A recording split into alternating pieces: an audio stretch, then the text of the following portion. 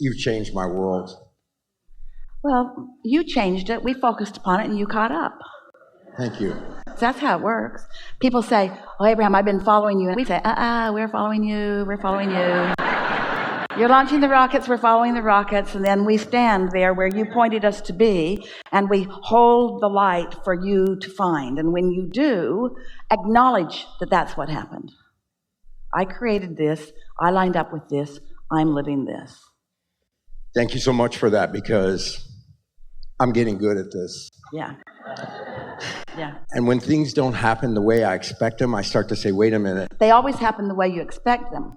When I discover that my expectation is out of whack, I'm starting to notice it. When I let life train me into expectation that is bogus, I'm starting to notice that. Let's use expectation in the real way. I get what I expect. It's never other than that. I expected to get called up here today. Yeah, obviously. It's easier for you the second and third and fourth time. The audience hates you for it because it feels like injustice. So when positive things happen, which induce positive expectation, that's why things, the better they get, the better they get, the better they get, the better they get. It's also why the worse they get, the worse they get, the worse they get, the worse they get. So what we're asking you to do is to expect outside of what's happening. It's easy to get called on and then expect it again. The hard thing is to not ever have been called on and then get called on. The hard thing to do is to expect around the reality that has your attention. And that's what we talk about all day, every day, isn't it? Find a way to care so much about the way you feel that you're not willing to think a thought that doesn't feel good, even if it makes the most sense. I've never had any money. Nobody I know has ever had any money. My family's never had any money. Therefore, I don't expect to have any money. Well, that's not helpful. That's not helpful. It's going to turn out the way you expect it to be. So you've been taking this in. Of course. So what is it you want to talk about here and now? What's new for you? I want to get better at the fine-tuning of my desire, my expectation, and all of that. I have started to realize that I can manifest things almost instantaneously with just giving it a passing thought. Oh, I'd like to have that. On things that you haven't practiced otherwise. If it's a new thing that you don't have an expectation about, the universe will deliver it to you nearly immediately because there's no push and pull going on in you. But if it's something that you've wanted for a while, so you've got some expectations that are pushing it away while your words are trying to pull it to you, that's what you want to be aware of. And your emotions are what tells you about that. So here's our encouragement. Stay off those subjects. Don't try to teach yourself on the subjects that are difficult. Teach yourself on the subjects that are not difficult, which means choose new subjects. Choose new subjects. Universe, today I would like to see evidence of happy people. Universe, today I would like to see evidence that you know what I've been thinking about. Universe, today I would like to see obvious motion forward for me on something where I haven't been moving forward on before. Universe, today show me progress about something. Now, you see, the way the question is pointed, it's so vague you're not blocking it. You're general enough that you're not blocking it. But when the universe shows you this and this and this and this and this and this and this and this and this, you'll remember. In other words, the way your expectations change is when you ask for something that you really don't quite believe, but your ask is clear enough and you're not believing is foggy enough that the universe can give it to you. That's how you bridge your expectations. And after a little while, you'll begin to feel invincible. Absolutely invincible. You can change the weather. You can rendezvous with everything that you want. There's nothing outside of your ability to modify it in the direction of your desire. I have to tell you that my whole life, particularly when I was a child, I knew that this was a thing. I knew that this was a thing. When I would see movies like Harry Potter or things with magicians or things like that, I knew that there was something to that. I knew that there was something to, I can create from my mind. People would say, that's ridiculous, or what are you doing? Why aren't you calling that person? Why aren't you putting more action in that? I knew somehow that sometimes that would be counterproductive. I knew that I could create a situation through my focus in my mind. And so I'm so grateful to finally have manifested you into my life to show me that that is in fact true. I had given up on a lot of things coming in my life. And by the way, I'm an actor too. It seems to be a theme today. But that was such a huge thing for me that there was a block there. And I have to say, since I found you last year, things have really started to change, particularly in the last 6 months. I now sorry.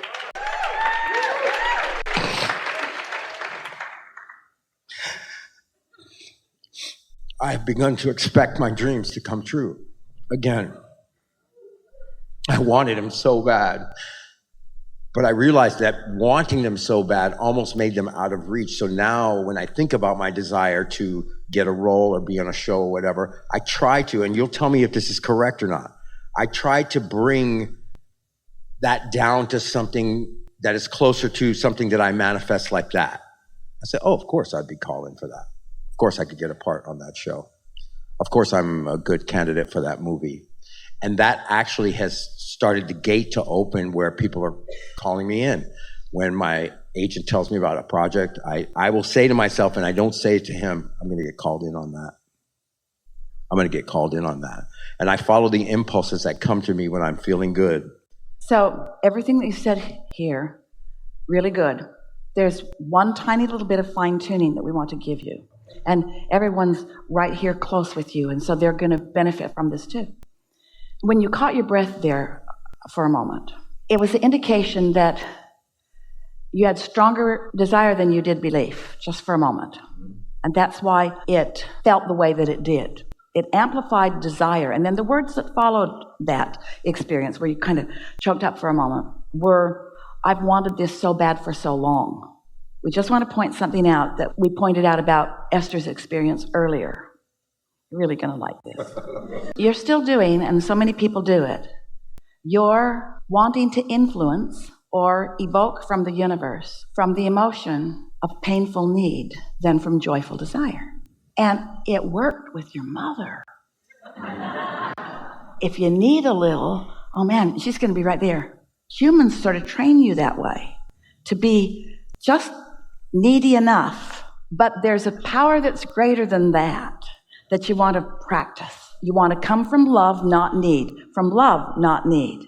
From love, not pain. From knowing, not guessing. From knowing, not hoping. You're at the place, and it's a good place to be. It's paying off really well for you, and it will continue to do so, but you could do better, where your desire is mostly being met with hope. And so that gives you quite a bit of what you desire. But when your desire is met with knowing, when your desire is met with love, when you're not trying to motivate normal people, but instead are only dealing with your own push-pull vibration. You see, it's when you think you're going to inspire another. Esther was doing that with her contractor. If he just understands that they are putting me in an inconvenient position and that I'm really too busy for this, maybe they'll hustle a little bit more and they'll get some stuff done. Nope, it slowed it down. Not because they wanted to slow it down. They weren't deliberately punishing her. The universe is not deliberately or indeliberately punishing her. It's that you can't get there from there. So it's from your pure desire and expectation that it be satisfied.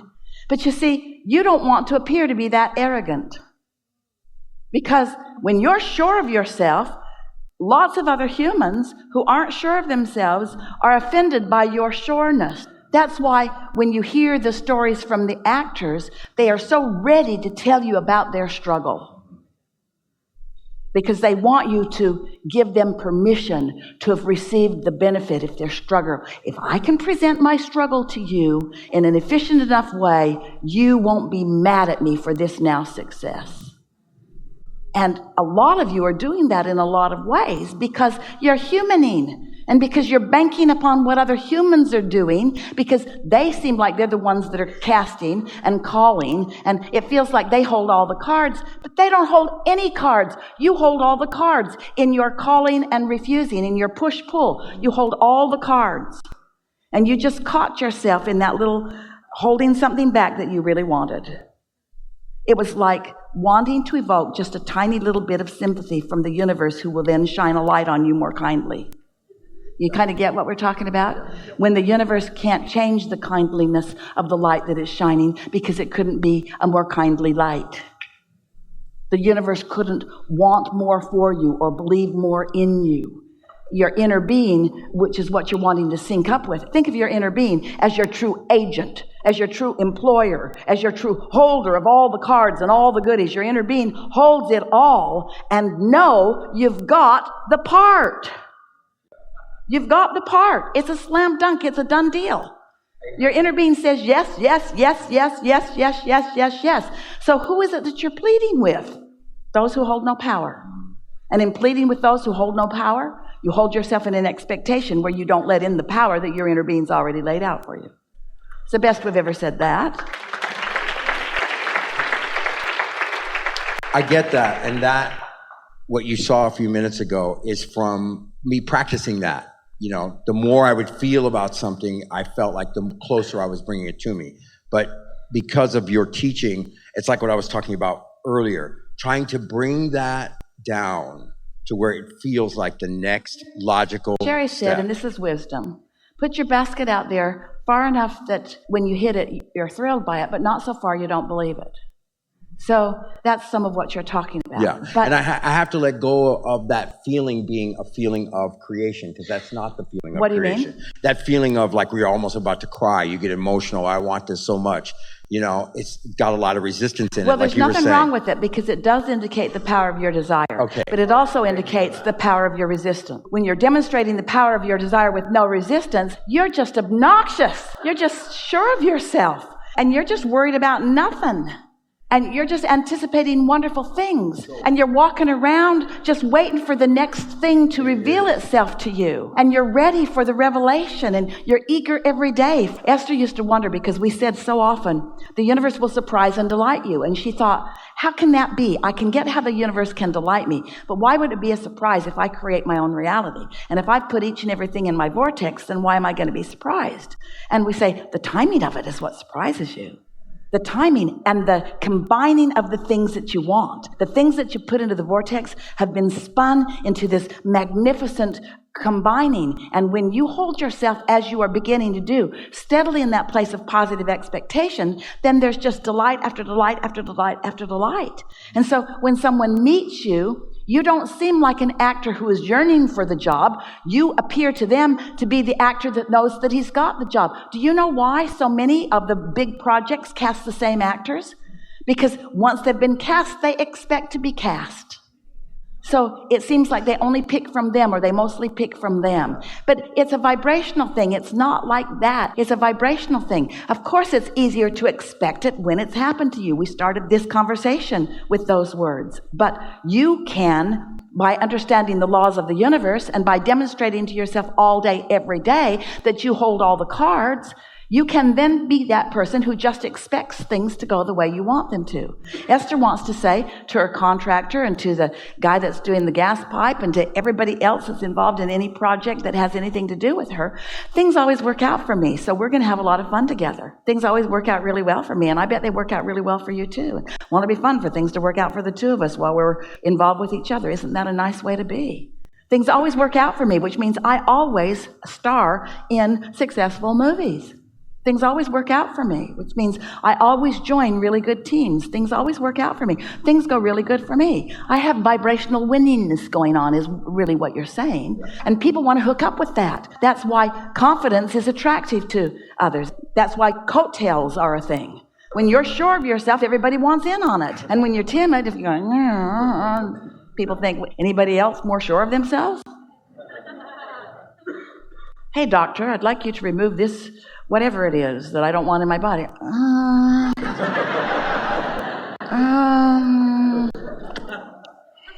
might move on to someone more confident. Good enough? Yes. Really good. Thank you so much.